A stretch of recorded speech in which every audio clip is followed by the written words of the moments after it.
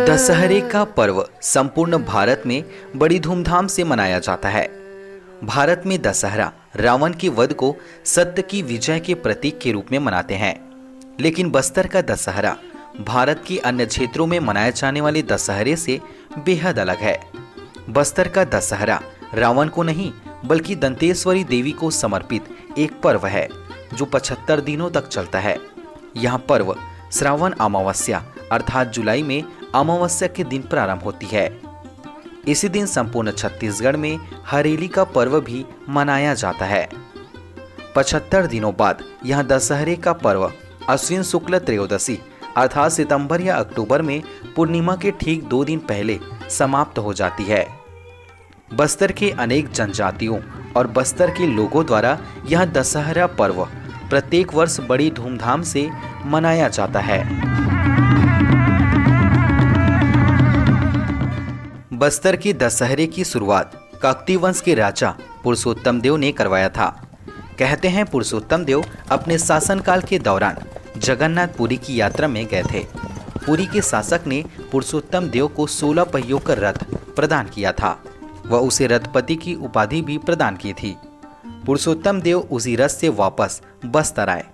तब से लेकर आज तक बस्तर में विश्व प्रसिद्ध रथ यात्रा निकाला जाता है, जो बस्तर दशहरे का ही भाग है। श्रावण अमावस्या अर्थात जुलाई में अमावस्या के दिन जब बस्तर का दशहरा प्रारंभ होता है, उसी दिन पाट जात्रा का कार्यक्रम किया जाता है। पाट जात्रा बस्तर दशहरे का प्रथम कार्यक्रम है। इस कार्यक्रम में उस लकड़ी की पूजा की जाती है जिससे रथ का निर्माण किया जाता है। रथ निर्माण के लिए लकड़ी अगरवरा, कचोरा पाटी एवं राकेरा परगना गांव के लोग लाते हैं। वह रथ को बनाने का कार्य छार उमरगांव की बढ़ाई करते हैं। करंजी सोनाबाल एवं केसपाल ग्राम के निवासी रथ खींचने वाली रस्सी लाते हैं। भादो शुक्ल पक्ष द्वादश या त्रयोदश अर्थात अगस्त सितंबर में अमावस्या के बाद 12वें या 13वें दिन डेरी गड़ाई का कार्यक्रम किया जाता है। इसमें सिरहासार भवन जगदलपुर में साल वृक्ष की 2 डेरिया अर्थात टहनी स्थापित की जाती है। इसे ही डेरी गड़ाई का रस्म कहते हैं। बस्तर दशहरे के 75 दिनों में अंतिम 13 दिन बेहद महत्वपूर्ण होता है। इन 13 दिनों में ही बस्तर दशहरे का प्रमुख रस्म किया जाता है।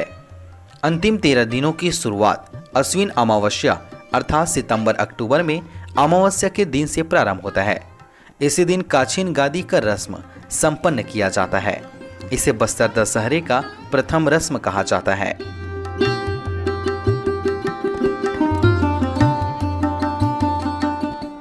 इस रस्म में 9 वर्ष तक की महरा कन्या के अंदर काछीन देवी आती है। काछीन देवी को बेलबूटों के कांटों से बने गद्दी पर बैठाते हैं और काछीन देवी की पूजा करते हैं।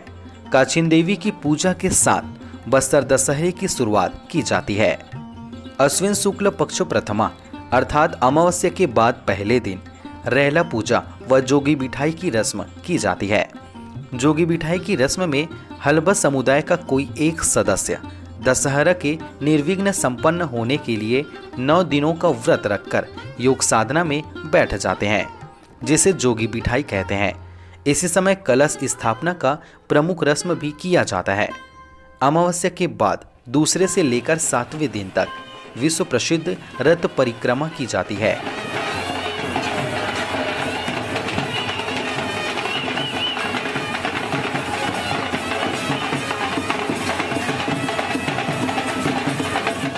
इस रस्म के दौरान मां दंतेश्वरी के छत्र को रथ पर विराजित कर नगर भ्रमण कराया जाता है।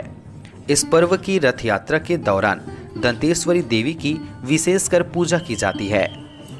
अश्विनी शुक्ल पक्ष नवमी अर्थात सितंबर अक्टूबर में अमावस्या के बाद 9वें दिन जोगी उठाई की रस्म की जाती है। इस रस्म में 9 दिन पूर्व से बैठे जोगी को भेंट प्रदान कर योग साधना से उठाया जाता है। इसी दिन दंतेवाड़ा से मौली माता को पालकी में बिठाकर बस्तर लाया जाता है। पालकी को 4 माड़िया जाति के व्यक्ति द्वारा ही उठाया जाता है। बस्तर दशहरे में इस रस्म को मौली परघाव कहा जाता है।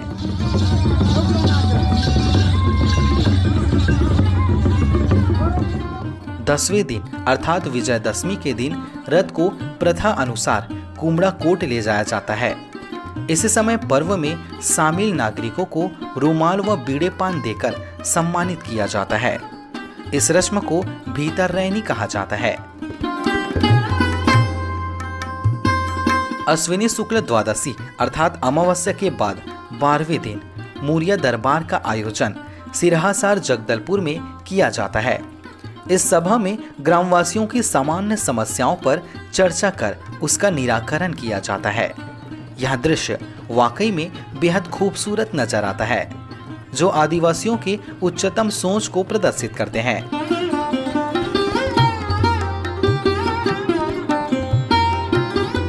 मूरिया दरबार के आयोजन को बस्तर दशहरे का अंतिम रस्म माना जाता है।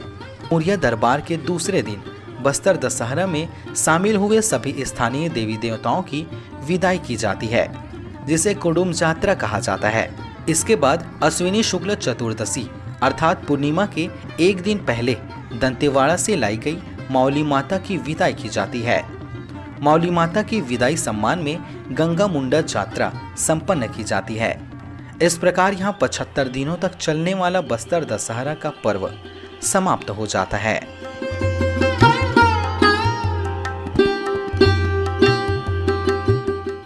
बस्तर दशहरे के इस पर्व को देखने देश ही नहीं बल्कि विदेशों से भी पर्यटक छत्तीसगढ़ पहुंचते हैं। इस पर्व के दौरान माओवादियों से पीड़ित बस्तर के लोगों में खुशहाली फैल जाती है, जो वाकई में बेहद खूबसूरत नजर आती है। उम्मीद करते हैं बस्तर दशहरे से संबंधित यह वीडियो आप सभी को बेहद पसंद आई होगी। इस तरह की रोचक वीडियोस देखने के लिए हमारे चैनल को सब्सक्राइब जरूर करें। फिर मिलते हैं एक नए वीडियो के साथ। नमस्कार।